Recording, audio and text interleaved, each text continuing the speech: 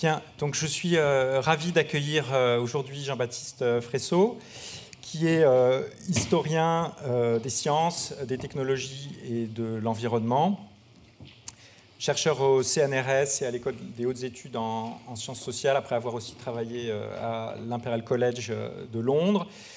Et je vais être très bref dans cette introduction, surtout que j'ai perdu ma petite anti-sèche, où j'avais la liste des livres passionnants publiés par Jean-Baptiste Fresso. Mais je voudrais notamment citer un de ses premiers livres, L'Apocalypse joyeuse, au Seuil de 2012, si je ne me trompe pas, qui traite un certain nombre de cas historiques absolument passionnants. Et plus récemment, en 2020, les révoltes du climat. Les révoltes du ciel. Les révoltes du ciel. Un livre passionnant qui montre que cette problématique de la préoccupation vis-à-vis du changement climatique, en fait, ne sont pas si récentes que cela et existaient déjà entre le 15e et le 19e siècle. Voilà, sans plus tarder, je lui laisse la parole. Bien. Merci Rémi. Alors, vous m'aviez demandé de parler de l'Anthropocène. Donc, sous ce titre, je vais essayer de caser le maximum d'arguments que je trouve intéressants, que j'ai développés, moi ou avec des collègues, ces dernières années. Alors, pour revenir sur cette affaire d'Anthropocène, est-ce que vous savez déjà tous ce que c'est que l'Anthropocène ? C'est pas évident. Bon. Donc, c'est une proposition de nouvelle époque géologique qui a été faite autour des années 2000, qui vient d'un climatologue, plutôt d'un chimiste d'ailleurs, qui s'appelle Crutzen, Paul Crutzen, un chimiste néerlandais, qui a eu un prix Nobel de chimie pour ses travaux sur la couche d'ozone. On est à un moment, dans les années 2000, en particulier après 2008 en vérité, un peu de, de gueule de bois sur cette question climatique, échec de Copenhague, et puis il y avait aussi à un moment toute une série de fuites d'emails qui venaient de l'université de East Anglia, et donc une forte offensive climato-sceptique qui instrumentalisait ces emails de discussion entre climatologues pour présenter la science climatique en train de se faire et présenter ça un petit peu comme une science très partiale, etc. Et donc on est à un moment un petit peu de crise dans ces disciplines-là. Et la notion d'anthropocène, d'une certaine manière, c'est un appel à l'aide des climatologues et des théoriciens du système Terre vis-à-vis des géologues. En disant, même les géologues, discipline austère, ancienne, bien établie, verront dans leurs matériaux, dans les sédiments, dans les roches, l'impact de l'activité humaine et industrielle sur la planète. Et donc, c'est d'une certaine manière une sorte de demande d'aide de disciplines plutôt récentes, donc les sciences du système Terre, les sciences du changement climatique contemporain, etc., vis-à-vis des géologues qui n'étaient pas c'est pas la communauté scientifique nécessairement la plus prône à défendre les questions environnementales, puisque l'essentiel de leur travail, au cours de l'histoire, ça a quand même servi à sortir des énergies, des minéraux de sous le sol. Alors, la force de cette notion d'anthropocène, et ce qui explique l'essentiel de son succès, c'est de recourir à une trope, à un dispositif rhétorique qui est assez ancien, qui est celui du sublime, le sublime géologique, le sublime des millions d'années, le sublime de l'âge de la Terre. La force de cette notion d'anthropocène, c'est de dire, en fait, en quelques décennies, quelques siècles tout au plus, l'humanité a fait basculer la planète Terre dans un nouvel état géologique, dans une nouvelle époque géologique.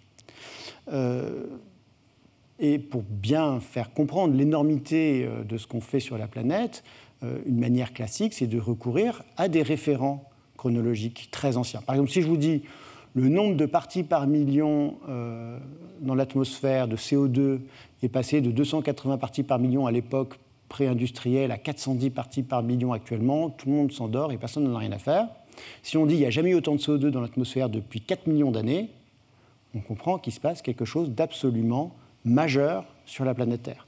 Ou si on dit le taux d'extinction des espèces n'a jamais été aussi important depuis 65 millions d'années, on fait référence évidemment à toute une culture sur la météorite, la fin du Jurassique, etc.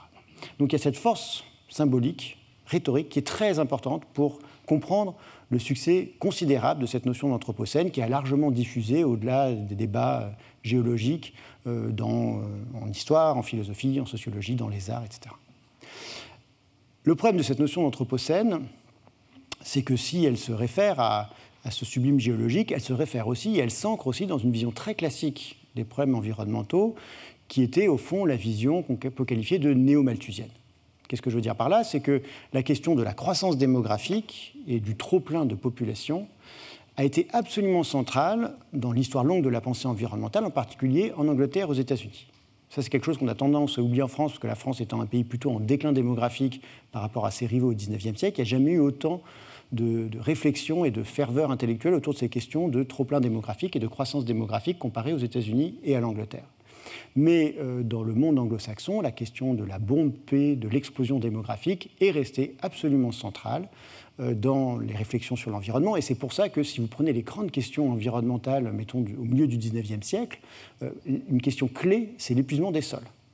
La baisse tendancielle de la fertilité des sols liée au mauvais recyclage des substances nutritives pour les plantes, liée à l'urbanisation, le fait que les humains prélèvent trop de substances nutritives des sols et les rejettent ensuite dans les rivières, les égouts, les rivières, etc., et appauvrissent ces sols.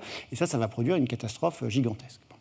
Donc cette matrice malthusienne et néo-malthusienne, eh bien, on voit très bien sa présence dans cette notion d'anthropocène.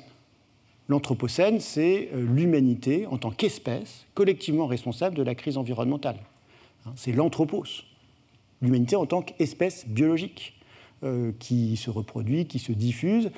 Et finalement, un des premiers aspects du travail des historiens, un livre que j'avais écrit avec Christophe Bonneuil qui s'appelait « L'événement anthropocène », c'était un petit peu de proposer, un livre de 2013, c'était un peu de proposer une histoire plus concrète, plus politique, plus rigoureuse de cette nouvelle époque géologique, en répondant tout simplement à cette question, c'est qui cet anthropos de l'anthropocène? Alors, ça peut se faire de plein de façons différentes, mais le point important, c'est de sortir de cette vision trop englobante et indifférenciée de l'humanité, qui est issue, en fait, de ces travaux sur le changement climatique. Vous avez le taux de CO2 dans l'atmosphère qui est parfaitement mesuré, mais ce taux de CO2, évidemment, il agglomère tout plein d'agirs très différents en fonction des géographies et des classes sociales. Alors, il y a quelques façons de le faire. Premièrement, c'est décomposer ce genre de courbes en proposant d'autres courbes. Ça avait été fait d'ailleurs d'abord par des ONG et ensuite par un universitaire qui s'appelle Richard Head, qui rapporte les émissions de CO2 depuis l'ère industrielle à quelques grandes entreprises minières et pétrolières. Et vous arrivez à ce résultat assez impressionnant que 62% des émissions cumulées passent par moins de 100 entreprises. Donc ce sont des entreprises qu'on connaît, Aramco, Sinopec, Exxon, etc. Ces grandes entreprises minières, charbonnières, pétrolières. Alors évidemment, il y a un petit effet simplificateur quand on dit Exxon est responsable de 10-15% des émissions de CO2, puisque Exxon est essentiellement le tuyau qui fait sortir le carbone du sol. Ce n'est évidemment pas l'entreprise qui brûle en tant que telle ces émissions de CO2, mais ça présente le mérite, si vous voulez, de recentrer le regard sur quelques lieux clés où vraiment l'anthropocène se passe. Pas dire que c'est quelque chose d'extrêmement diffus. Non, en fait, ça passe par quelques très grandes entreprises extractrices de charbon, de pétrole. Une autre façon toute simple de donner un peu un nom ou de spécifier cet anthropos de l'anthropocène, c'était simplement de regarder les émissions par pays de provenance, c'est ce que j'avais fait dans les années 2010, et vous voyez très vite que l'Angleterre et les États-Unis, historiquement, jouent un rôle absolument disproportionné dans les émissions de CO2, et donc dans l'anthropocène, et que cet anthropos a un accent très anglais. Au XIXe siècle, l'Angleterre est de très loin la plus grande productrice de charbon. C'est à la fin du XIXe siècle que vous avez des rivaux comme les États-Unis. Et si vous prenez les émissions cumulées, jusqu'à la fin des années 70, vous prenez simplement les émissions cumulées de l'Angleterre et des États-Unis, vous avez près de la moitié de toutes les émissions cumulées. Donc les États-Unis et l'Angleterre pèsent en CO2 autant que le reste du monde jusqu'à la fin des années 70. Alors évidemment, tout ça change avec l'énorme croissance économique de l'Asie. Une autre manière de proposer d'autres courbes, c'est de regarder ce qui se passe en termes de flux de manière à l'échelle globale. Vous prenez la balance commerciale, vous arrêtez de la regarder en dollars ou en euros, et vous la regardez en tonnes de matière. Et vous arrivez au résultat assez frappant quand même qu'il y a un groupe de pays qui est très différent de tous les autres groupes de pays, c'est les pays occidentaux, capitalistes, qui sont au cours de la décennie, à partir des années 1950 jusqu'aux années 2000, le seul groupe de pays qui est capable de drainer de la matière, essentiellement de l'énergie, mais pas que, de la matière à l'échelle de la planète pour alimenter sa propre croissance économique. Le bloc communiste, lui, est exportateur net de matière, donc n'a pas eu cette capacité d'asseoir sa prospérité sur des flux de matière pour alimenter son économie. Si vous voulez, ils dégradent d'abord leur propre environnement avant de dégrader l'environnement des pays périphériques.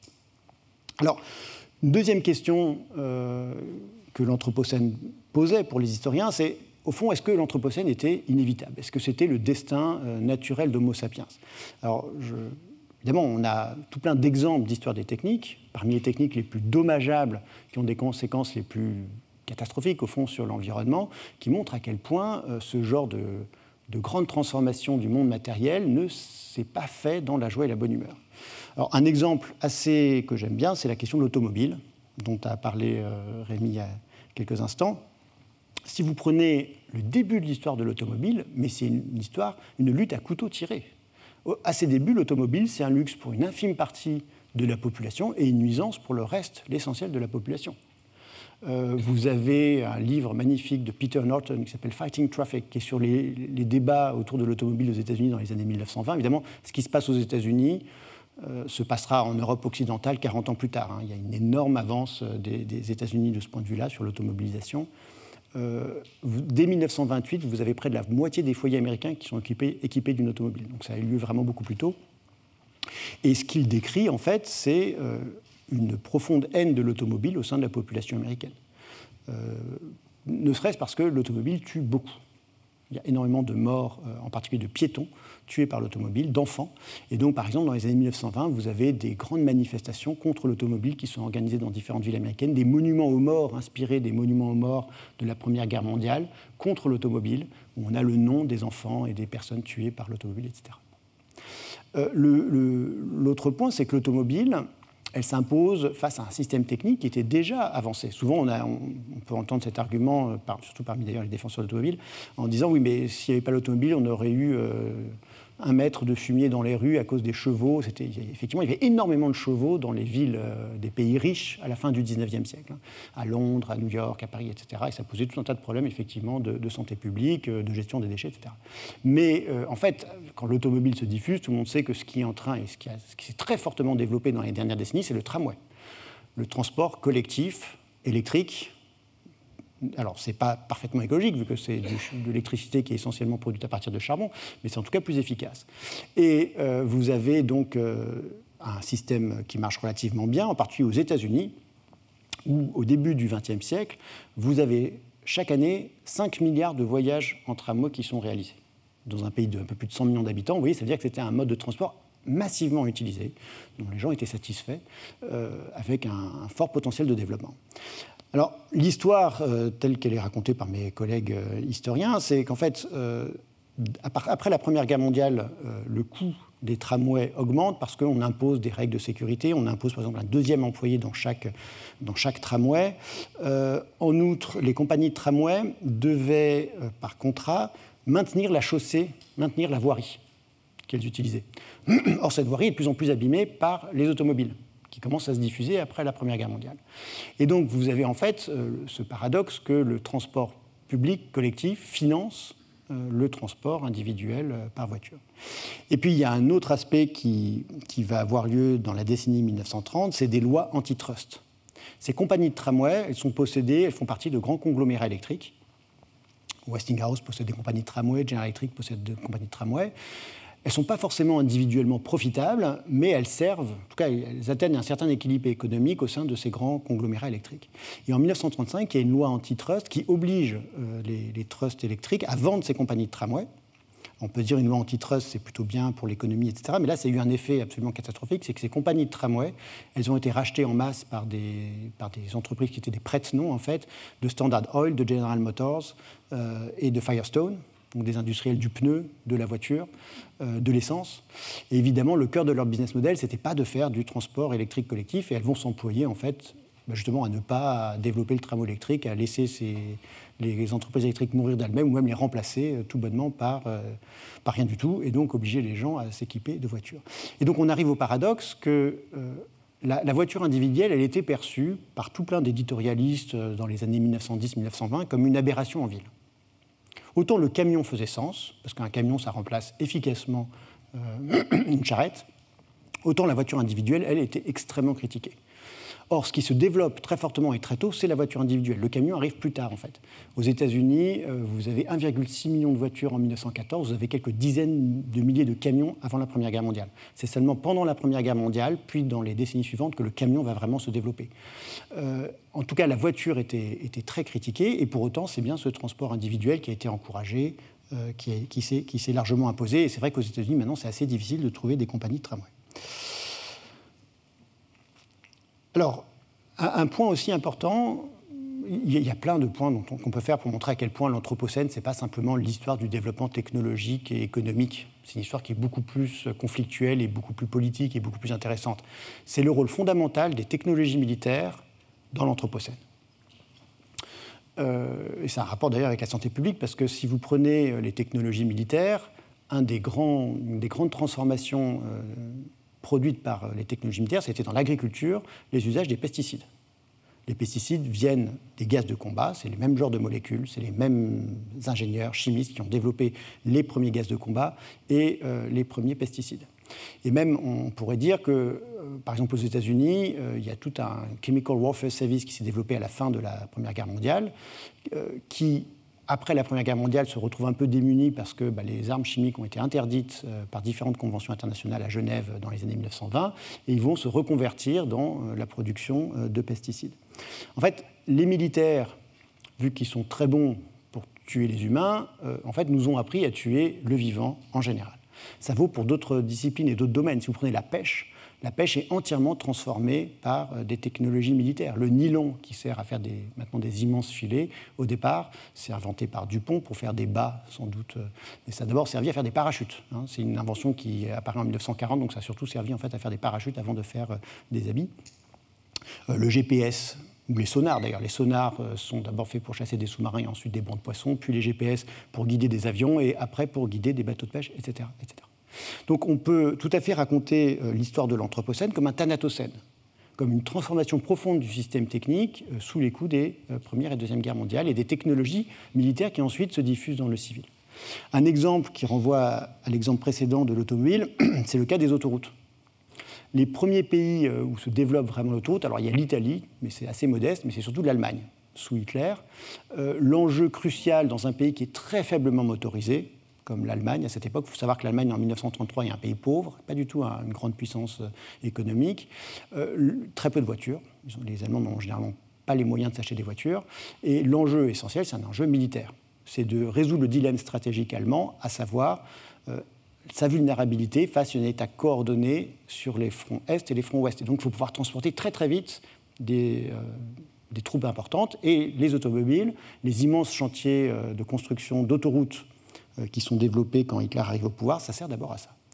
Alors la suite de l'histoire des autoroutes est intéressante parce que Eisenhower, qui est évidemment le commandant en chef des troupes alliées en Europe, revient fasciné et très impressionné par ces autoroutes allemandes. Et en 1955, il fait passer une loi qui s'appelle le National Interstate Defense Highway Act, une loi de défense nationale de construction d'autoroutes interétatiques. Et il justifie une dépense faramineuse d'argent public. On parle de 70 milliards de dollars. Pour vous donner un titre de comparaison, le plan Marshall, c'est 17 milliards. Le projet Manhattan, c'est 2 milliards. Donc 70 milliards d'argent public pour financer les autoroutes, c'est vraiment beaucoup d'argent. Et donc le Congrès, le Sénat n'est pas forcément très allant pour dépenser tout cet argent. Et il justifie ça en disant, oui, mais c'est très important pour rendre les États-Unis plus résilients face à une attaque atomique. Il faut faire la même chose que ce que les Allemands avaient réussi à faire pendant la Seconde Guerre mondiale, à savoir déconcentrer la production industrielle, bien répartir sur l'ensemble du territoire les usines vraiment stratégiques, les roulements à billes, les usines d'acide sulfurique ou que sais-je. Il faut faire la même chose, mais à l'échelle du continent. Et vous avez toute une politique de déconcentration industrielle qui passe par la production donc, d'un nouvel urbanisme et des encouragements systématiques pour les industriels à se déconcentrer des régions, des bassins industriels traditionnels pour les rendre plus résilients face donc, à une attaque potentielle nucléaire. vous voyez, les autoroutes peuvent paraître assez éloignées de la question militaire. La suburbanisation, les maisons de banlieue, ça peut paraître assez éloigné de la guerre froide, mais en fait, c'est des histoires qui sont étroitement liées.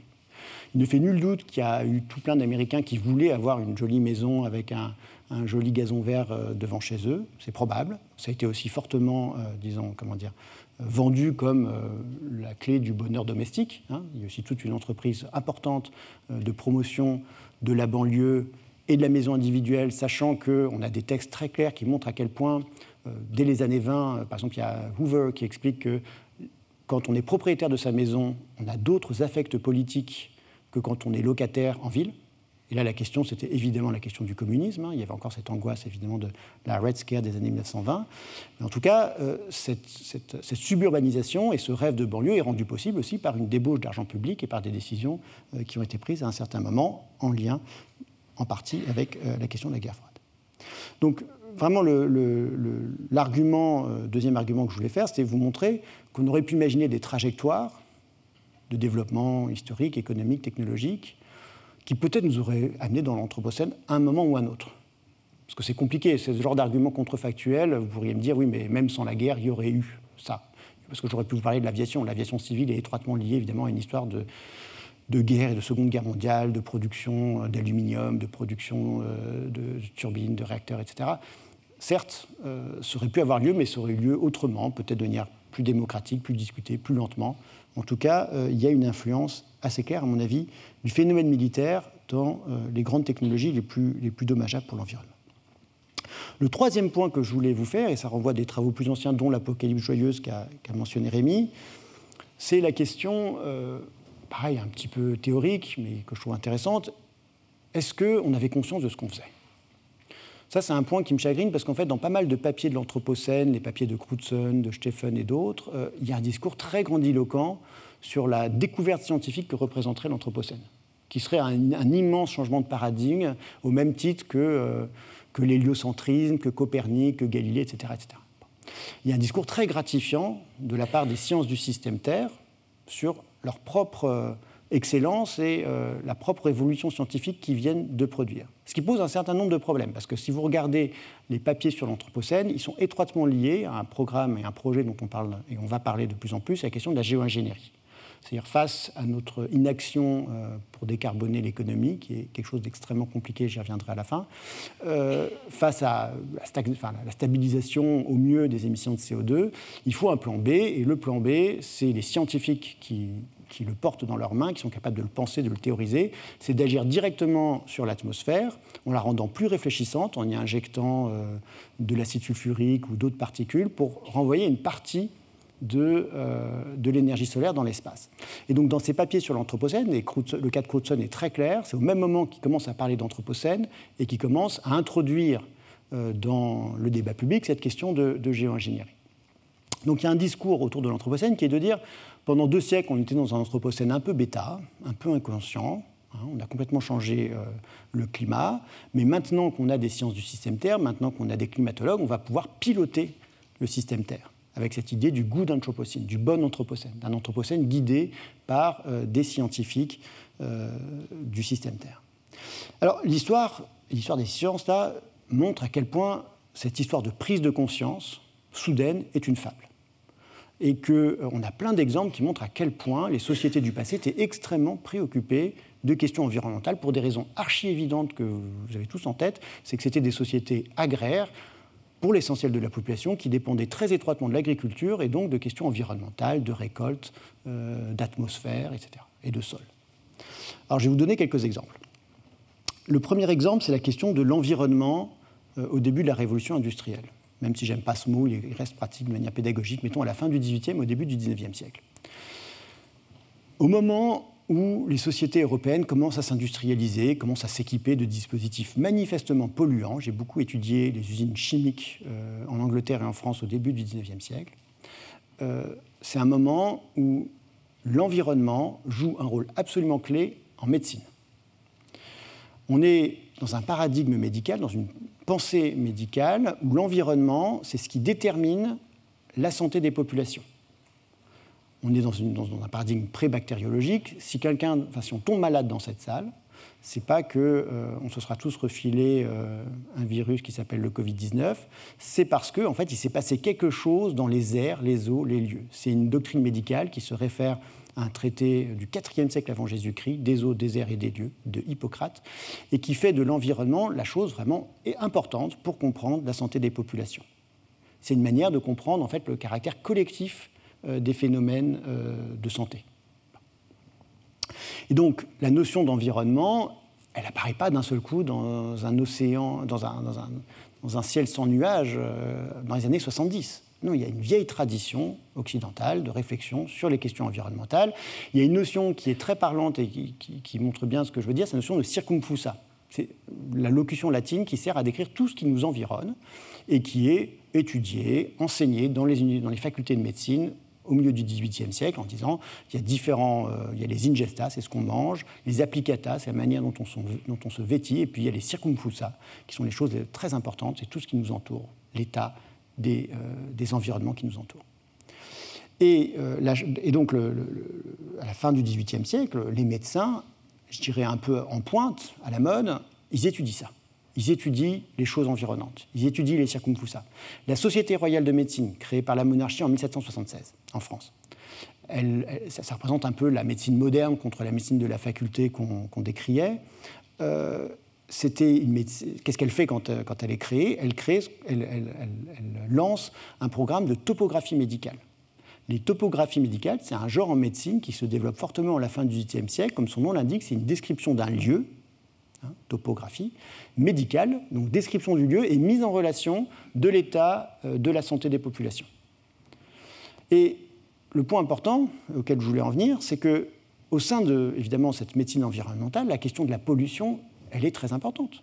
C'est évident que, par exemple, si vous avez un voisin artisan qui émet des fumées nauséabondes, eh bien, vous pouvez faire référence, vous appuyer sur tout ce corpus médical, sur cette doctrine médicale dominante pour vous plaindre. Et c'est ce qu'on voit dans les archives. À Paris, vous avez Paris qui est divisé en arrondissements, en quartiers de police en vérité. Au sein de chaque quartier de police, vous avez un commissaire. En fait, vous en avez deux même en vérité. Le commissaire de police doit habiter dans son quartier d'exercice. Et chaque jour, il patrouille, on est à la fin du XVIIIe siècle, il patrouille son quartier. Il est habillé d'une robe distinctive, comme disent les textes de l'époque. Et en fait, on voit dans les archives, dans ce qu'on appelle les journées de police, ils font un compte-rendu de ce qu'ils ont fait, qui sont sans cesse interpellés par des voisins qui disent « Non, mais il y a mon voisin à côté, il a fait ci, il a fait ça, il a laissé s'épandre tel liquide, et depuis j'ai mal à la tête, depuis j'ai mal au cœur, depuis je suis malade. » Donc vous avez des plaintes qui sont massives, journalières, quotidiennes, qui viennent de tous les secteurs, tous les types de segments de la société. Ça va d'aristocrates à des ouvriers qui se plaignent des atteintes à l'environnement, au circumfusa, en permanence. Et la police a un pouvoir énorme parce qu'elle peut interdire assez facilement un artisan d'exercer. Elle peut retirer un droit d'exercice à un artisan ou à un industriel, lui dire « Vous n'avez plus le droit de produire dans Paris ». Donc ça crée une sorte de zoning avant l'heure, avec la bièvre par exemple qui va être sacrifiée, avec tout plein d'artisans qui travaillent les peaux, les cuirs, les matières organiques. Mais en tout cas, il y a une vraie attention à ces questions environnementales. Et donc l'histoire, elle est beaucoup plus intéressante que l'histoire de la prise de conscience. Vous voyez, c'est une histoire de désinhibition. Comment on a passé outre ce mode-là de régulation des environnements ? Un mode où l'environnement est hyper important pour la santé, et un mode aussi où la police joue un rôle très, très important. Alors, il y a plusieurs choses qu'il faudrait dire, je n'ai pas le temps de tout faire. Ça se passe très fortement en lien avec le développement de l'industrie chimique, des acides et de la soude, qui sont des matières premières essentielles, prémices pour tout un tas d'autres industries. C'est un peu un goulet d'étranglement des mondes productifs à la fin du XVIIIe siècle, pour la savonnerie, pour la verrerie, pour le textile, etc. Plein d'autres choses importantes. Et quand apparaissent ce genre d'usines, des levées de boucliers qui sont... plein de gens qui se plaignent, qui font des pétitions, qui vont voir les autorités, etc., la police. Et ce qui va se passer, c'est que, en particulier à Paris, le Conseil de salubrité de Paris, qui est un organe qui est créé en 1802 pour conseiller le préfet de la Seine, ça va vraiment être le lieu où va s'inventer un nouveau mode de régulation environnementale, avec deux points importants. Premièrement, c'est l'administration qui va prendre en charge cela la nouvelle administration qui se met en place sous Napoléon, avec le préfet et en haut le Conseil d'État, qui va gérer ces affaires d'environnement, avec un dispositif clé qui est l'autorisation administrative. Donc maintenant, l'industriel, l'artisan va demander une autorisation. Alors ça paraît écolo, mais une fois que vous avez l'autorisation du préfet et encore mieux du Conseil d'État, vous êtes tranquille. Vous pouvez polluer autant que vous voulez, vos voisins, ils n'ont plus aucun pouvoir sur vous. Le seul pouvoir, le seul truc qui leur reste, leur seul moyen d'agir, c'est d'aller porter plainte auprès des tribunaux civils. Mais les tribunaux civils, principe de séparation des pouvoirs, ne peuvent pas casser une autorisation administrative. Et donc la seule chose qu'une cour civile peut faire, c'est administrer des dommages, compenser pour les dommages que vous recevez du fait de la pollution. Et donc tout au long du XIXe siècle, vous avez en fait des flux financiers des industriels vers les voisins qui sont pollués, incommodés, qui servent en fait à éviter que, évidemment, les situations de conflit ne s'enveniment et ne dégénèrent. Donc ça, c'est un point important, c'est que le principe de pollueur-payeur, qui est souvent présenté comme une découverte des années 70, il y a des rapports de l'OCDE qui montrent en 72, ça y est, on a trouvé la solution, il faut mettre un coup à la pollution, c'est le principe de pollueur-payeur, c'est complètement optimal. Mais en fait, c'était évident pour les législateurs des années 1810, parce qu'un décret important, c'est celui de 1810, et pour ceux qui gèrent ça, évidemment que les pollueurs paient. C'est normal. Enfin, je veux dire, un juge civil, quand il voit une récolte brûlée par des vapeurs acides, quand il voit des propriétés endommagées, etc., il va attribuer un dommage. Et l'industriel est ravi d'ailleurs de payer d'une certaine manière. Parce qu'il préfère ça que l'énorme instabilité que faisait peser en fait la police sur son existence, qui pouvait lui retirer son droit d'exercice, qui posait tout un tas de problèmes. Si pour investir dans ce genre de dispositif très coûteux, une chambre de plomb, ça coûte très cher le plomb à cette époque, il faut être sûr que si vous vous installez, on ne va pas vous interdire 6 mois après d'exercer sur place.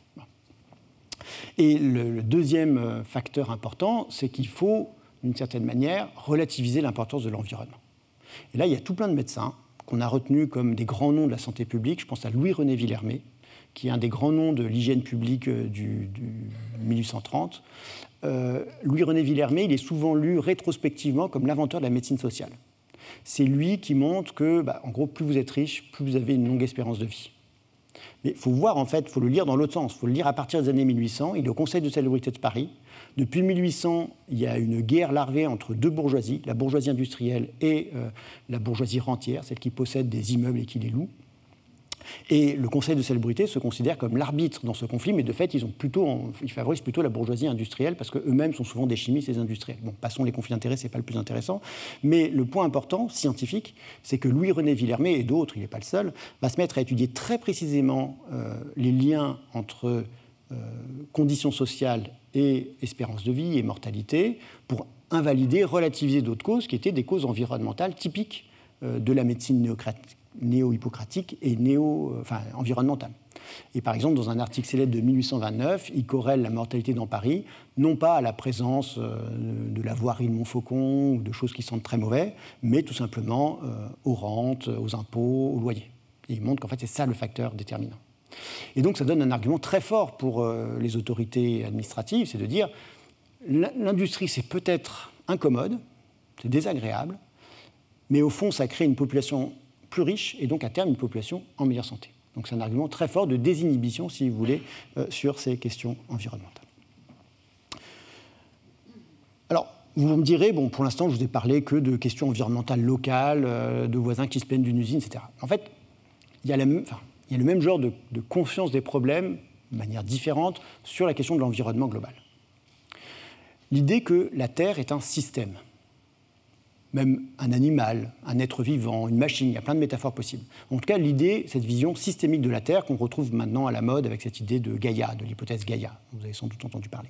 Cette idée est une très vieille idée qu'on retrouve dans la philosophie naturelle anglaise, française depuis le XVIIe siècle. Au moins le XVIIe siècle, après je suis moins compétent. Mais c'est une idée importante en théologie naturelle parce que c'est une excellente preuve de l'existence de Dieu. La théologie naturelle, qui est le schéma, je dirais, essentiel pour imaginer comment pensent les savants dont on a retenu les noms, Newton, Leibniz et autres. La théologie naturelle, c'est vraiment quelque chose de clé pour comprendre comment ils réfléchissent. Quand ils étudient la nature, ce n'est pas simplement qu'ils étudient des lois mathématiques. Ils étudient en fait les lois divines. Comment la Terre est une création, la nature est une création. Et donc, quand on étudie la nature, on étudie en fait des lois divines qui ont été inscrites par le Créateur dans ce qu'il a fait. Et pour la Terre, c'est exactement la même chose. Donc la question, cette théologie naturelle, et les questions qu'elle pose sont très anthropocentrées, dans ce sens elles ne sont pas modernes, mais les réponses qu'elle donne sont extrêmement modernes. Par exemple, pourquoi Dieu a créé autant d'océans ?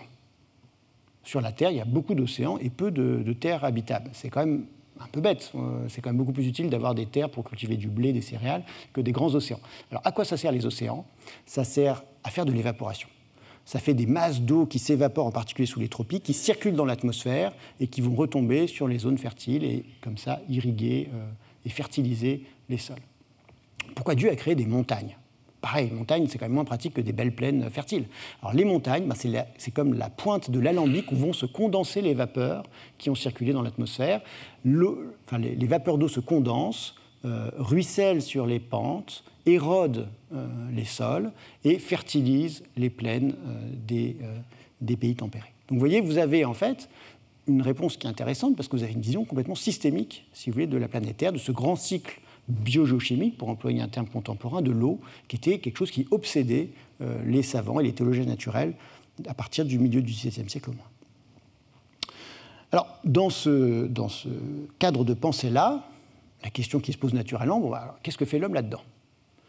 Certes, la nature est parfaitement organisée pour son plus grand profit, mais est-ce que l'homme ne pourrait pas attenter à ces grands équilibres divins ? Et la question qui se pose, c'est la question de la déforestation et du changement climatique. C'est le thème du livre « Les révoltes du ciel » que j'ai créé avec Fabien Locher, que Rémi a mentionné en introduction. En fait, pourquoi la question du déboisement et du changement climatique a été une aussi grande question du XVIe au XIXe siècle ? Alors, il y a plein de raisons différentes. C'est lié à la colonisation de l'Amérique, mais c'est aussi lié à la question de la déforestation. Est-ce que, finalement, en coupant des forêts à très vaste échelle, et pensez à ce qui se passe en Amérique au XVIIIe siècle et au XIXe siècle, est-ce qu'en coupant à très vaste échelle des forêts, on n'est pas en train d'attenter à ce grand cycle biogéochimique, à ce grand cycle providentiel de l'eau ? Parce qu'à partir du début du XVIIIe siècle, les savants ont bien mesuré ce qu'on appellerait maintenant l'évapotranspiration, c'est-à-dire le fait que les arbres pompent de l'eau du sol et restituent cette eau ensuite dans l'atmosphère. Et donc chaque plante, chaque brindille, c'est une petite usine de vapeur qui doit jouer un rôle fondamental dans ce cycle de l'eau. D'où, par exemple, ce dessin que j'avais trouvé aux archives de la Société royale des sciences de Lyon. En fait, c'est pas science, c'est agriculture, je me suis trompé. Donc cette société savante lance un concours en 1784, après un grand hiver, sur un problème d'efficacité énergétique. Comment inventer des cheminées qui chauffent mieux avec la même quantité de bois ? Problème typique actuel d'efficacité énergétique. Il faut savoir qu'en 1784, les gens meurent de froid dans Paris. Il y a vraiment un vrai souci énergétique, une vraie crise énergétique, pour le coup, bien plus grave que celle qu'on vit maintenant, sans doute, en tout cas pour les pays riches. Et la personne qui répond à ce concours, ce concours académique, c'est le premier concours académique d'ailleurs de cette société, qui montre bien que c'était une question importante, explique à quel point, alors il faillote, à quel point cette question est fondamentale, elle est géniale, ils ont trop eu raison de la poser, vraiment ils ont une très bonne idée. Pourquoi ? Parce qu'en fait, si vous avez des cheminées plus efficaces, vous coupez moins de bois et donc vous préservez l'équilibre global de la Terre qui est menacé par la déforestation, qu'il compare en fait à couper le fil qui maintient en équilibre la planète Terre.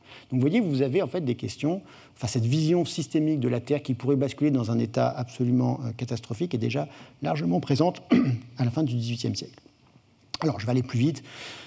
Cette question la question du lien entre déforestation et changement climatique est étudiée dans à peu près tous les pays, mais il se passe quelque chose de particulier en France en lien avec la Révolution française.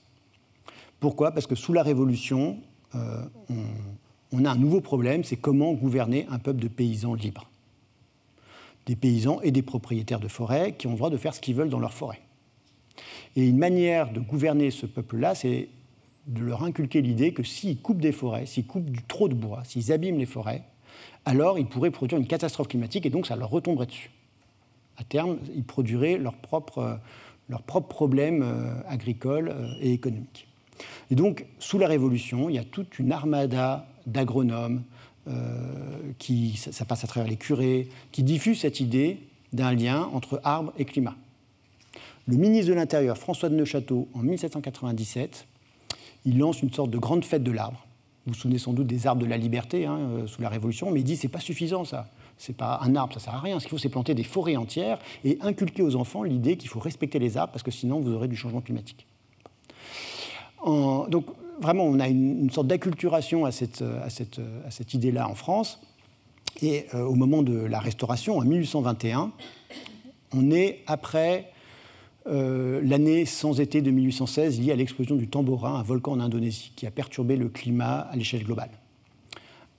Avec des vraies famines en Europe, en tout cas dans certains pays européens, enfin une vraie crise agricole. Et donc il y a plein de questions qui se posent autour de la stabilité du climat. Il faut bien voir que, évidemment, que les gens se préoccupent fortement de stabilité du climat. C'est des sociétés agricoles pour des raisons toutes simples. Par exemple, les oliviers gèlent dans les années 1783 en Provence et puis de nouveau en 1816. Est-ce qu'il faut replanter des oliviers ou est-ce qu'il faut passer à autre chose ? Un olivier, c'est productif au bout de 25-30 ans. On a besoin d'avoir une certaine anticipation du futur du climat. Donc il y a plein de réflexions sur le futur du climat. Autre angoisse, c'est le fait que la Terre pourrait se refroidir inexorablement. C'est la théorie de Buffon. Je ne vais pas rentrer dans les détails, mais dans le système de la théorie de la Terre de Buffon, la Terre, c'est un bout de soleil qui se refroidit de manière inévitable. Donc il y a plein de débats autour de l'évolution du climat. C'est là que s'invente la climatologie historique. Et puis aussi le pouvoir qui intervient dans ces débats. Et en 1821, le pouvoir ultra-royaliste lance une grande enquête sur le changement climatique qui dit, je ne vais pas vous le lire tout en détail, mais en gros, depuis la Révolution, on a l'impression qu'il se passe des choses graves sur le climat et ce serait lié à la déforestation. Et il demande donc au préfet d'enquêter là-dessus, de demander aux savants dans chaque département, aux médecins, aux agronomes, etc., de renseigner cette question du changement climatique. Et donc on a en fait on peut voir à quel point cette question était largement diffusée dans la société française. Ce n'est pas simplement quelques savants, on a des milliers de réponses qui sont dans les archives, qu'on a pu étudier avec Fabien, qui montrent à quel point c'était finalement une question importante pour la société française dans les années 1815-1820 au moins. L'idée d'un effondrement climatique aussi apparaît à ce moment-là. Ça, c'est une gravure qui est tirée d'une revue qui s'appelle Les Annales européennes, qui est entièrement dédiée à cette question de la déforestation et du changement climatique. C'est publié par un ingénieur des ponts qui s'appelle François-Antoine Roche et qui explique que si vous déboisez, si vous déforestez, vous changez tellement le climat qu'au bout d'un moment, il y a un effondrement irréversible. Et pour expliquer le déclin des grandes civilisations, c'est une sorte de Jared Diamond avant l'heure, si vous voulez, pour expliquer le déclin des grandes civilisations comme Babylone, qui est décrit dans les textes antiques comme avec des jardins luxuriants, etc., la meilleure explication qu'il a, c'est on a trop coupé de bois, on a changé le climat et on a produit la propre dégénérescence raciale des Orientaux. Parce qu'il faut bien voir aussi que pourquoi le climat est si important en termes intellectuels, c'est parce qu'à cette époque, le climat, c'est quelque chose de beaucoup plus important pour comprendre les formes et les espèces et les races humaines. La théorie, c'est que le climat façonne très profondément les corps humains. Pensez à Lamarck ou à Montesquieu aussi, la théorie du déterminisme climatique. Et donc, en fait, les Orientaux, en quelque sorte, en gérant mal leur environnement, ont produit leur propre dégénérescence raciale. Donc cette théorie du changement climatique, elle s'inscrit dans tout plein de domaines, y compris la grande question de la hiérarchisation des races et des civilisations qui obsède évidemment le XIXe siècle. Le dernier point que je voulais faire, qui est sur des travaux actuels, et là je vais être obligé d'être... Jusqu'à quelle heure, Rémi ? 10 minutes, ouais, alors ça va être très très rapide. C'est la question de la transition. Parmi les nombreux noms qui ont été proposés à Anthropocène, il y a eu tout un carrousel d'alternatifs. Alors celui qui a le mieux pris, évidemment, c'est Capitalocène, avec un recyclage des théories classiques de Marx, etc., d'accumulation du capital. C'est sans doute mieux qu'Anthropocène, mais c'est juste un aspect de ce qui nous a fait basculer dans l'Anthropocène. Thanatocène, Anglocène, avec Christophe, on a participé à cette accumulation de noms, mais il y en a un qui me semble important et sur lequel il faut bien insister de nos jours, c'est la question de l'Anthropocène comme accumulation de matière. Alors pourquoi je dis ça ? Parce que dans les discours contemporains, il y a cette idée que face à la crise climatique, il faut faire une transition énergétique. Que face à la croissance des émissions de CO2, il faut faire une transition énergétique, ça veut dire changer notre infrastructure énergétique. Et qu'on pourrait comme ça changer un pour un l'infrastructure énergétique et avoir le même genre d'économie. Cette vision de la transition énergétique, elle s'inscrit dans toute une historiographie et une culture historique qui est ancienne, qui remonte aux années 60-70, qui n'est pas si ancienne, du XXe siècle, et qui raconte l'histoire de l'énergie sous forme de transition. En gros, l'histoire de l'énergie, si vous prenez, je ne vais pas rentrer dans le détail de l'historiographie, mais vous prenez les grands livres en histoire de l'énergie, vous avez une grande fresque avec, on va vous parler de bois au XVIIIe siècle, de charbon au XIXe siècle, de pétrole au XXe siècle, et puis maintenant, il faut faire une nouvelle transition vers les renouvelables ou vers le nucléaire. Cette vision de la transition énergétique, et c'est pour ça que les historiens, à mon avis, ont eu un rôle important dans dans la diffusion culturelle de cette vision qui est très problématique maintenant face aux défis climatiques, la notion de transition énergétique, elle s'est toujours inscrite dans une histoire. L'un des premiers à en parler, en tout cas à en parler massivement dans le grand public, c'est Jimmy Carter, le président des États-Unis. Il le fait dans un grand discours à la télévision le 18 avril 1977 où il dit « Par le passé, on est en pleine choc énergétique, crise énergétique après le choc pétrolier 73, par le passé, les États-Unis ont fait 2 transitions énergétiques, l'une du bois au charbon, la seconde du charbon au pétrole, et maintenant, il faut faire une 3e transition énergétique. » Le problème, c'est que cette histoire, elle est fausse. Par le passé, on n'est pas passé du bois au charbon, puis du charbon au pétrole, c'est faux. On n'a jamais consommé autant de charbon que maintenant, la consommation de bois continue d'augmenter. En gros, on devrait parler du bois au XXe siècle, tout comme on parle du bois au XVIIIe siècle. On consomme beaucoup plus de bois au XXe siècle qu'on en consommait au XVIIIe siècle. Donc le point important, c'est que l'histoire matérielle de l'humanité, c'est une histoire d'accumulation, d'addition, d'accumulation de matière et d'énergie. La biomasse, la consommation de biomasse, elle ne fait évidemment que croître au XXe siècle. La consommation de matière, elle a été multipliée par plus de 10 au XXe siècle. Maintenant, on consomme environ 80 gigatonnes de matière. On consommait, si je me souviens bien, 7 gigatonnes au début du XXe siècle. Donc on a énormément augmenté la consommation matérielle et de toutes les matières. Vous prenez sur les 60 principales matières premières qu'on consomme dans le monde, il n'y en a que 5 qui ont diminué entre 1950 et 2015. Et si elles ont diminué, c'est parce qu'il y a eu des interdictions. Ce n'est pas par obsolescence technologique. Les matières premières ne sont jamais obsolètes, au fond. On arrive toujours à trouver des usages très utiles de toutes les matières premières. Les seules qui ont diminué, alors il y en a qui ne sont pas très connues, mais il y en a une. S'il y en a une, c'est l'amiante. On sait pourquoi, parce que dans les pays riches, on a interdit l'amiante. Et l'autre qui a diminué par une forme, mais qui a diminué, pas disparu évidemment, c'est la laine de mouton. Parce qu'on a des matières synthétiques, du nylon, etc. Mais oui, ce n'est pas une bonne nouvelle pour l'environnement. Donc vraiment, raconter l'histoire du passé comme transition, à mon avis, ça joue un rôle important dans la diffusion de cette idée que face à cette énorme chose qu'est la crise climatique, il faut faire une transition énergétique. Quand je dis que la notion de transition est omniprésente, vous prenez le dernier rapport du GIEC, gros pavé, enfin PDF, parce que tout le monde le lit en ligne, de 2900 pages. Sur ces 2900 pages, il y a 2400 fois le mot transition. Donc vraiment, la notion de transition est omniprésente, même pour décrire des choses qui ne sont absolument pas des transitions. Alors, ce que j'essaye de faire maintenant dans mes travaux actuels, c'est raconter l'histoire de l'énergie et des matières en sortant de cette idée de transition, en arrêtant de regarder ce qui change, ou plutôt regarder le changement différemment avec cette notion de symbiose énergétique et matérielle. Alors, je vous donne un exemple, et puis après, je devrais sans doute arrêter parce qu'il va falloir qu'on discute. Si vous prenez l'histoire de la révolution industrielle, telle qu'elle est racontée par mes collègues. Alors, ça, donc je suis désolé, en ordonnée, c'est des mégajoules. Ça représente le mix énergétique anglais du XVIe au milieu du XIXe siècle. C'est des graphiques qui sont très importants. C'est un graphique qui est très important parce que donc, ça a été produit par un historien qui s'appelle Paul Ward, mais après, ça a été repris dans toute l'historiographie. Les livres dont je vous ai présenté les couvertures se fondent sur ce graphique-là quand il parle de la révolution industrielle comme une transition énergétique, chez Václav Smil, chez Wrigley et chez d'autres. Vous avez une représentation de transition énergétique. Vous avez le charbon qui se développe très fortement, évidemment, à partir du XVIIIe siècle, et vous avez le bois qui disparaîtrait entièrement du mix énergétique. Le problème, c'est que les mines, au XIXe siècle, en Angleterre, et même au XXe siècle, en 1900, les mines anglaises consomment plus de bois que l'Angleterre n'en brûlait au XVIIIe siècle. 4,5 millions de tonnes versus 3,5 millions de tonnes. Donc, même en termes énergétiques, l'Angleterre consomme plus de bois. L'Angleterre industrielle consomme plus de bois que l'Angleterre pré-industrielle du XVIIIe siècle. Seulement en termes énergétiques. Si après on prend le bois en général, alors là, la consommation explose. C'est multiplié par 6 et par 3 par habitant.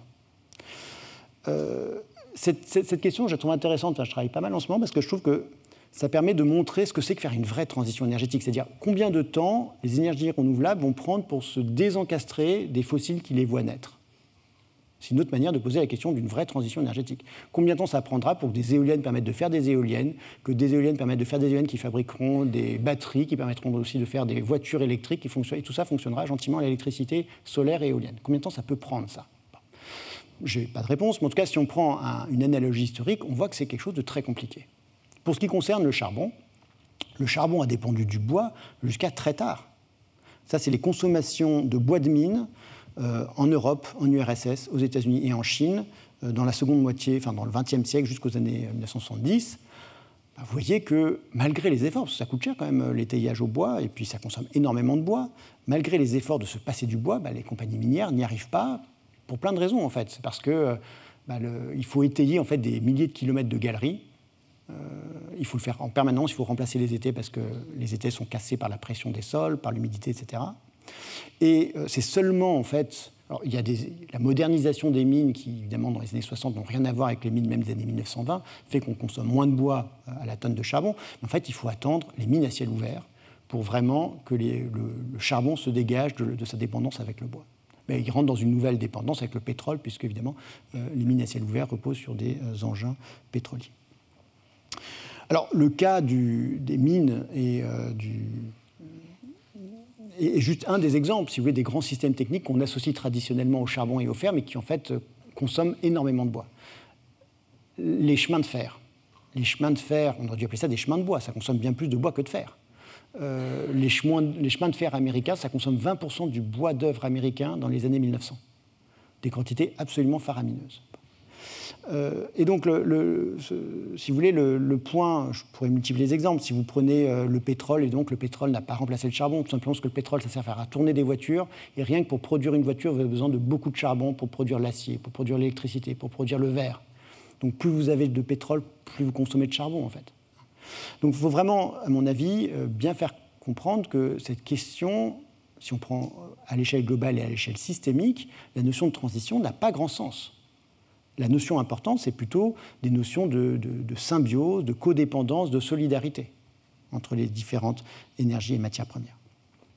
Je vous donne juste une anecdote, et je voudrais passer peut-être à un dernier point très bref, si j'ai le temps. La centrale électrique de Drax, en Angleterre. Centrale au charbon qui a été reconvertie à la biomasse à partir des années 2000. Qui sert donc à faire l'électricité, donc de l'énergie. Chaque année, elle consomme entre 6 et 12 millions de tonnes de bois par an. En ce moment. Ce bois, il est coupé avec des engins genre tronçonneuses, donc qui fonctionnent à de l'essence. Il est transformé en copeaux avec des machines qui fonctionnent au diesel. Il est transporté par bateau, parce qu'il est coupé aux États-Unis et au Canada, dans des bateaux qui fonctionnent au diesel. Et il est acheminé en Angleterre pour être brûlé pour faire de l'électricité. Donc vous voyez, vous avez une symbiose complète. C'est-à-dire, en fait, sans pétrole, on n'aurait pas autant de bois. Parce que le pétrole donne accès à beaucoup plus de bois. Ça rend le bois beaucoup plus facile à être coupé, à être transporté. Et donc, en fait, il faut encore, vous voyez, plus on a de pétrole, plus on a de bois. En fait, pendant longtemps, à mon avis, s'est développé une vision malthusienne des énergies, où, en gros, on passerait d'une énergie à une autre parce qu'on aurait été à court de l'énergie précédente. Les Anglais seraient passés au charbon parce qu'ils n'auraient plus de bois. En fait, ce n'est pas vraiment ça l'histoire. L'histoire, c'est une fois que vous avez du charbon, vous avez accès à beaucoup plus de bois. Une fois que vous avez du pétrole, vous avez accès à plus de charbon grâce aux mines à ciel ouvert et encore plus de bois. Donc c'est vraiment cette vision d'une énergie, de l'histoire de l'énergie comme symbiose qui me semble importante sur laquelle il faut insister. Et vous voyez, en ce moment, l'Angleterre, avec une seule centrale thermique, consomme 2 à 3 fois plus de bois qu'elle ne consommait pour l'énergie qu'elle n'en consommait au milieu du XVIIIe siècle. Après 2 siècles de transition énergétique, l'Angleterre repose sur plus de bois pour son énergie qu'à l'époque pré-industrielle. Alors, j'aurais un dernier point, mais là j'aurais peur d'abuser de la patience de l'auditoire, c'est en fait d'où vient cette idée de transition énergétique. Alors je vais être obligé d'aller vraiment à grands pas. Si ça vous intéresse, il y a un article qui va sortir dans la revue d'histoire moderne et contemporaine ce mois-ci, en juin, qui raconte l'émergence de la notion de transition énergétique. Je vous ai déjà parlé de Jimmy Carter qui joue un rôle important. C'est lui qui dit, par le passé, on a connu 2 transitions, l'une du bois au charbon, l'autre du charbon au pétrole. Alors, ces graphiques-là, ils sont contraires. Donc, ce type de graphique, pardon, je vais trop vite, c'est incompréhensible. Ce graphique-là où on voit les énergies en relatif. L'astuce, en fait, c'est de tout passer en relatif. Et là, forcément, le bois, c'est plus par rapport au charbon, c'est pas grand-chose dans les États-Unis des années 1940. Donc, vous pouvez dire qu'il y a une transition du bois au charbon, mais vous l'avez passé en relatif, parce qu'en valeur absolue, le bois a très très peu diminué en 1940 par rapport à son pic en 1910. Donc, cette manière de voir l'histoire de l'énergie en relatif, ça vient de ce monsieur qui m'a beaucoup fasciné ces derniers temps, qui s'appelle Cesare Malchetti. Et Cesare Malchetti, c'est un savant atomiste. Et je dirais que la notion de transition énergétique, elle vient vraiment du milieu des savants atomistes, qui sont à la fois des savants atomistes et des gens obsédés, pas obsédés, qui se préoccupent de la limitation des ressources énergétiques. Et en fait, ils vont diffuser justement une vision de l'histoire de l'énergie centrée sur les limites, où il va falloir développer le nucléaire parce qu'on n'aura plus de fossiles. Et un des pères fondateurs de ça, c'est évidemment Marion King Hubbert, le théoricien du pic pétrolier, qui travaille aussi pour l'AEC, pour l'Agence de l'énergie atomique américaine, et qui va jouer un rôle important, un rouage important dans la promotion du nucléaire civil, dans la demande de financement de l'AEC auprès du Congrès et du Sénat, en diffusant cette idée que le nucléaire est indispensable parce qu'à terme, il n'y aura plus de fossiles. Alors, dans ce milieu des savants atomistes qui diffusent cette idée de transition énergétique, il y a une personne qui est importante, qui a fait un travail important, c'est Cesare Malchetti, donc un physicien nucléaire italien. Fervent promoteur du nucléaire, c'est lui qui explique que l'hydrogène va être la clé du futur de l'énergie, dès les années 1960. En gros, selon lui, le futur de l'énergie, c'est des énormes centrales nucléaires construites dans les océans qui vont électrolyser ou même craquer avec de l'énergie nucléaire les molécules d'eau, produire de l'hydrogène qui sera exporté à l'échelle de la planète. Mais il est cohérent. Et il va réfléchir à combien de temps ça va prendre pour faire une telle transition énergétique. Combien de temps pourrait prendre la création de ce monde qu'il est en train de décrire, en train de fantasmer plutôt. Et il fait un travail tout à fait remarquable de compilation de données historiques sur l'énergie. Alors là, c'est un point important, c'est que l'histoire quantitative de l'énergie, elle n'est pas faite au départ par des historiens. Elle est faite par des prospectivistes. Les historiens vont raconter des choses assez générales et assez qualitatives et très impressionnantes, mais assez fausses aussi, sur la transformation extraordinaire de la machine à vapeur, sur le charbon, etc., mais sans chiffres. Ceux qui font vraiment un travail quantitatif, c'est des économistes et des prospectivistes. Et ce Cesare Malchetti, il va mesurer les énergies dans le passé pour anticiper le futur. Et pour faire ça, il utilise un modèle qui est un modèle de substitution logistique. Donc c'est une courbe en S. Ça marche très bien, ça marche relativement bien pour modéliser la diffusion des technologies. Le temps que, par exemple, la diffusion des smartphones dans la population française, ça suit une belle courbe en S comme ça. Donc au début, ça va lentement. Vous avez les premiers early adopters, comme on dit. Ensuite, ça va de plus en plus vite. Et puis, ça va finir par arriver à une sorte d'asymptote, puisque tout le marché sera équipé. Bon. Donc ça marche relativement bien pour la diffusion des techniques. Et Cesare Malchetti va l'employer pour l'énergie. Il va dire, voilà, le mix énergétique mondial, c'est comme un grand marché dans lequel différentes énergies seront en compétition les unes avec les autres, et elles se substituent suivant une loi logistique. Et donc, en étudiant le passé de la diffusion des énergies, je suis capable d'anticiper le futur de l'énergie. En étudiant le début de la diffusion du pétrole, je suis capable de vous dire le point de saturation que ça va attendre et puis comment ça va être remplacé par autre chose. Et donc, cette vision de la transition de l'énergie comme un système en transition avec un modèle de substitution logistique, en fait, c'est ça le cœur intellectuel de la théorie de la transition énergétique.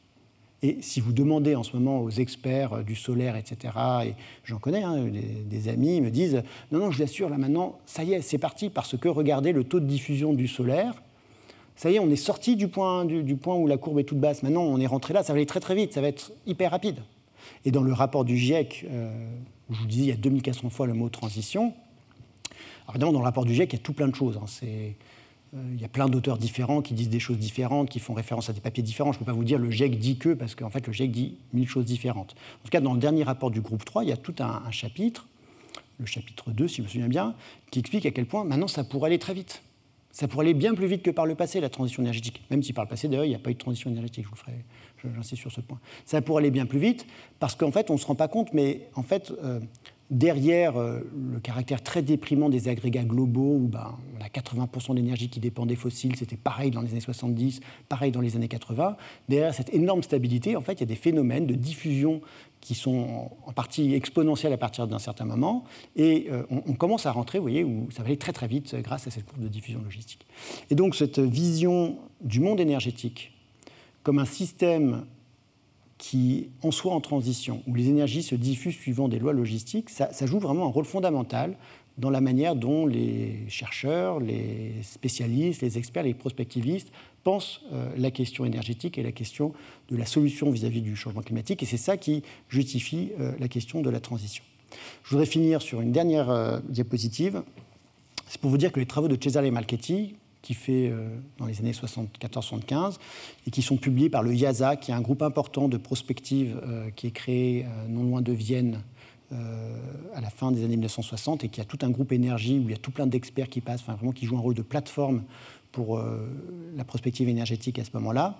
Ces travaux, ils ne tombent pas du tout dans l'oreille d'un sourd et ceux qui sont particulièrement friands de cette idée de transition énergétique, ce sont les industriels du pétrole. Fin des années 70, début des années 80, la question du changement climatique commence à monter dans les arènes politiques, au niveau, d'abord aux États-Unis et au niveau international tout doucement. Dans tous les rapports de la fin des années 70 sur l'énergie, la question première, c'est la question de la crise énergétique. Mais il y a toujours, ou presque toujours, des paragraphes ou des chapitres sur la question du changement climatique. Donc c'est vraiment une question qui commence à se poser. Et en 1981, un climatologue qui s'appelle Jim Hansen, qui est assez connu, qui est une figure médiatique importante de l'alerte climatique dans les années 80 aux États-Unis, 80-90, Jim Hansen invite Edward David à une conférence. Et Edward David, donc, qui est le chef de la R&D d'Exxon, ancien conseiller scientifique de Nixon, ancien chef des Bell Labs, donc quelqu'un qui a une très grande influence sur le système technique quand même, en tout cas qui le pense. Edward David fait un discours fabuleux de duplicité parce qu'il dit, alors, évidemment qu'il y a un effet de serre, il n'est pas encore climato-sceptique. Évidemment que le CO2 réchauffe le climat, ça on le sait depuis la fin du 19e siècle en vérité, c'est pas très intéressant. Ce qui est intéressant, c'est qu'est-ce qui va aller plus vite, la catastrophe climatique ou la transition énergétique. Et il dit, tout le monde sait que les États-Unis sont en train de vivre une formidable transition énergétique. Voilà, il y a une transition énergétique, et d'ailleurs l'histoire de l'énergie, c'est l'histoire de transition, il y a toujours des transitions énergétiques. Et donc la question intéressante, c'est plutôt qu'est-ce qui va plus vite, l'histoire de l'énergie ou l'histoire du climat? Qu'est-ce qui va plus vite, la catastrophe climatique ou bien la transition énergétique? Et là-dessus, les climatologues sont un peu fluctuants dans leur chronologie. Ceux qui portent l'alerte climatique, donc fin des années 70, on a des articles qui sont assez prémonitoires. Ils disent voilà, le changement climatique va être sensible en l'an 2000. C'est-à-dire tout un chacun pourra sentir qu'il se passe quelque chose dans le climat en l'an 2000. Il y aura des conséquences économiques en 2020 sur les récoltes, sur le prix des matières premières, etc., les céréales. Et il sera catastrophique en 2070. C'est un peu la chronologie de la catastrophe climatique qu'il propose. Mais quand on est en 1980, vous voyez, 2070, ça paraît assez lointain. Et il y a cette idée que vu que l'énergie est en transition, on peut, d'une certaine manière, on peut attendre un peu, quoi. Ce n'est pas une catastrophe urgente qu'il faut régler tout de suite. Et c'est exactement ce que Edward David utilise en fait dans ce papier-là, qui va être édité par Hansen, Hansen va dire à quel point c'est intéressant, alors que en fait, Edward David est en train de lui raconter des fariboles, en disant, vous voyez, il y a une transition énergétique en cours. Et il y a aussi cette idée très bizarre qu'on trouve dans la littérature de la fin des années 70, une transition énergétique, ça prend 50 ans. C'est complètement naturalisé, ça vient du fait que le IASA, l'institut qui était en charge de cette affaire de prospective, où il y avait Marchetti, on lui avait demandé de trouver les scénarios qui permettaient de sortir des fossiles en 50 ans. Ils avaient montré qu'il y avait des scénarios possibles. En gros, c'était le nucléaire, très fortement. Et donc, cette idée que la transition énergétique, ça prend 50 ans, c'est rarement discuté, en fait. Enfin, c'est très peu remis en cause. Donc, le point, je m'arrêterai là. En fait, si vous voulez, l'histoire de l'énergie a raconté d'une certaine manière le passé de l'énergie. Et la notion de transition énergétique, elle a toujours eu un rôle ambidextre, ambivalent, parce qu'elle se fonde sur une histoire qui est fausse, et elle projette cette histoire fausse sur un futur qui reste encore largement fantomatique quand on voit le fait que les émissions de CO2 ont réaugmenté très fortement après le Covid, et on voit à quel point c'est très compliqué, effectivement, de décarboner le système économique mondial. Dans des temps très longs, ce serait compliqué, et dans les temps de quelques décennies, c'est vraiment impossible. Voilà, je vous remercie pour votre attention.